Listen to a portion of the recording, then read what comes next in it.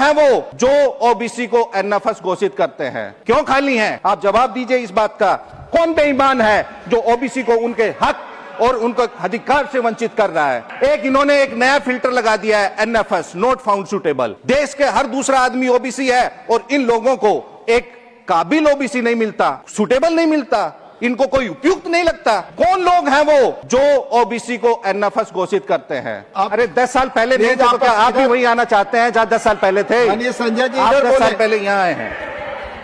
महोदय, ओबीसी को मिलने वाली 9 लाख नौकरियां उन्हें नहीं दी गई है। अगर ओबीसी, इस देश का हर दूसरा आदमी आपको एनएफएस लगता है तो आप उसको अपने बराबर लाने के लिए क्या कर रही है, आपको इसमें मेंशन करना चाहिए। 26 साल मंडल कमीशन के लागू होने के बाद भी आरक्षित कोटे की, ओबीसी आरक्षित कोटे की 7% वैकेंसियां खाली हैं। उन लोगों की जांच करनी चाहिए सामाजिक पृष्ठभूमि जो लोग जन्म से अपने आप को श्रेष्ठ समझने के अहंकार में पले बढ़े हैं, जो अपने ओबीसी को अपने से नीचे को तुच्छ मानते हैं, उनको लगता है कि सब लोग एनएफएस हैं। आजादी के 78 साल बाद भी और मंडल कमीशन लागू होने के 28-26 साल बाद भी आज ओबीसी विश्वविद्यालयों में क्यों नहीं है? अगर हम इन वर्गों की बात करते हैं तो हम जातिवादी, और इन जो वर्गों का हक खाते हैं वो राष्ट्रवादी। हम पिछड़े दलित, दर्दमंद और जरूरतमंद की बात करें तो जंगल राज वाले, और आप इंसान से इंसान को लड़ाओ, नफरत पैदा करो तो आप मंगल राज वाले। वाजी वाह। बीजेपी शासित राज्यों में ओबीसी समुदाय के लोगों के साथ जबरन उनका घर तोड़ने, बिना नोटिस कार्रवाई करने और भेदभाव की खबरें सामने आ रही हैं जो सीधे तौर पे उनके संवैधानिक अधिकारों का हनन है।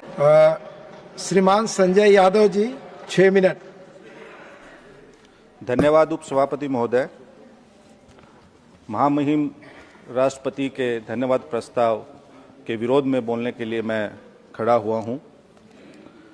उपसभापति महोदय, महामहिम राष्ट्रपति ने अपने अभिभाषण में सामाजिक न्याय का जिक्र किया। हम सब जानते हैं कि भारत का संविधान हमें समानता की गारंटी देता है। फिर भी ये दुर्भाग्य है कि आज देश का एससी, एसटी और ओबीसी और इन वर्गों के लाखों लोग आज भी व्यवस्थागत रूप से अवसरों से वंचित हैं।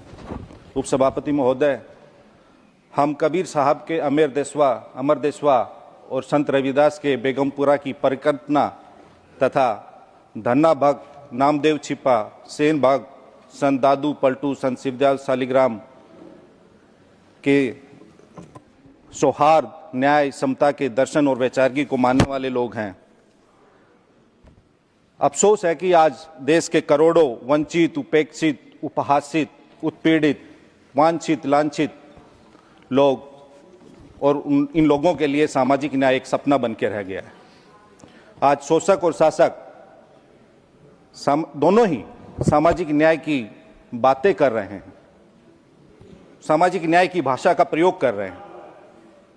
शासक सामाजिक न्याय की बातें अपने विशेषाधिकारों और अपने हितों की रक्षा के लिए कर रहे हैं, न कि वंचित वर्गों के उत्थान के लिए। पिछड़े और हाशिए पर रहने वाले लोग आज भी समान पहुंच, सम्मान और समान अवसरों की प्रतीक्षा कर रहे हैं। OBC for this government has became only भाषण कंटेंट। इस सरकार में ओबीसी की मौजूदगी भाषणों में तो खूब बढ़ाई गई है, लेकिन उनके हक अधिकार के पटल पर चौगुनी घटाई गई। इस सरकार की नीति और व्यवहार में भारी अंतर है। ओबीसी को लेकर इनकी कथनी और करनी में जमीन आसमान का अंतर है। आज के भारत में इस सरकार ने एक नई सामाजिक न्याय की राजनीति की शुरुआत की है, जिसमें नाम सामाजिक न्याय का लेकिन काम सामाजिक अन्याय का। पोस्टर में ओबीसी, प्रचार में ओबीसी, लेकिन नीति, नियुक्ति और निर्णय तीनों से ओबीसी गायब है। महोदय, इस देश की आबादी का 60% लगभग ओबीसी है। क्या ओबीसी के साथ सच में इंसाफ हो रहा है? ओबीसी आधे से ज्यादा फिर भी अपना हक नहीं पाता। इस देश का हर दूसरा आदमी ओबीसी है, लेकिन क्या यहां बैठा हुआ हर दूसरा व्यक्ति ओबीसी है? क्या इस देश के सचिवालयों में, क्या इस देश के विश्वविद्यालयों में, क्या इस देश के आयोगों में, क्या इस देश के सार्वजनिक उपकरणों में ओबीसी निर्णायक पदों पर है? अगर नहीं है तो ये हम सबों के लिए एक सामूहिक मंथन, चिंतन और मनन का विषय है कि आजादी के 78 साल बाद भी और मंडल कमीशन लागू होने के 28-26 साल बाद भी आज ओबीसी विश्वविद्यालयों में क्यों नहीं है? केंद्रीय विश्वविद्यालयों में कितने कुलपति ओबीसी हैं? कितने एचओडी ओबीसी हैं? नहीं है।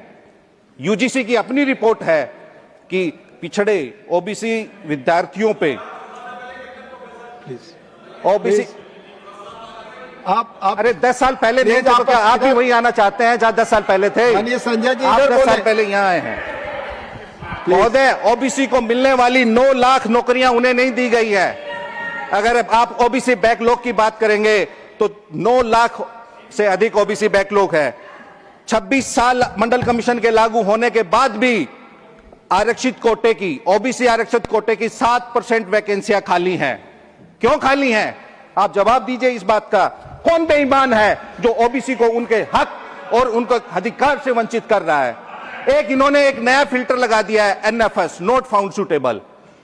देश के हर दूसरा आदमी ओबीसी है और इन लोगों को एक काबिल ओबीसी नहीं मिलता, सुटेबल नहीं मिलता, इनको कोई उपयुक्त नहीं लगता।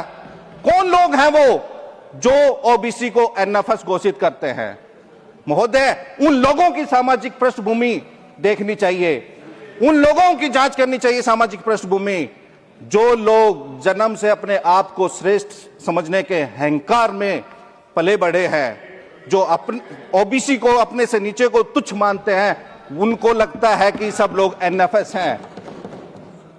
अगर ओबीसी, इस देश का हर दूसरा आदमी आपको एनएफएस लगता है तो आप उसको अपने बराबर लाने के लिए क्या कर रही है, आपको इसमें मेंशन करना चाहिए। 9 लाख उनके पद रिक्त क्यों हैं, इसका आपको, ओबीसी का जब बात आती है इतना न्यायिक हस्तक्षेप बढ़ जाता है। ओबीसी के मसले वर्षों वर्षों से कोर्ट में पड़े हैं, सारी रिपोर्ट्स देते हैं।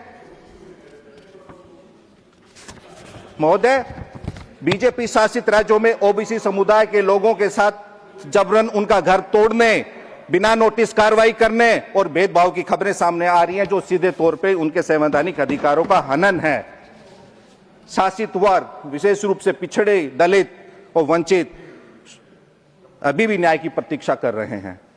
न्याय की राह अभी दूर दूर तक नहीं खुली है। दिखावटी उपाय तो किए जा रहे हैं, लेकिन शिक्षा, स्वास्थ्य, सेवा और रोजगार में व्याप्त गहरी असमानताएं अभी भी उलझी हैं।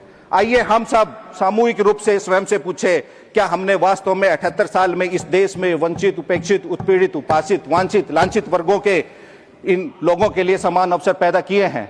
अगर नहीं किए तो क्यों नहीं किए? जवाब है नहीं।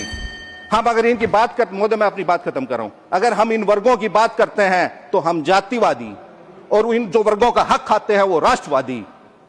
हम पिछड़े, दलित, दर्दमंद और जरूरतमंद की बात करें तो जंगल राज वाले, और आप इंसान से इंसान को लड़ाओ, नफरत पैदा करो तो आप मंगल राज वाले। वाह जी वाह। यह लड़ाई केवल ओबीसी की समान प्रतिनिधित्व सुनिश्चित करने के लिए नहीं है महोदय, बल्कि यह सामाजिक गतिशीलता और गरिमा, समावेश और एक ऐसे भविष्य के लिए है जहां कोई भी हमारा साथी चाहे किसी वर्ग का हो पीछे ना छूटे।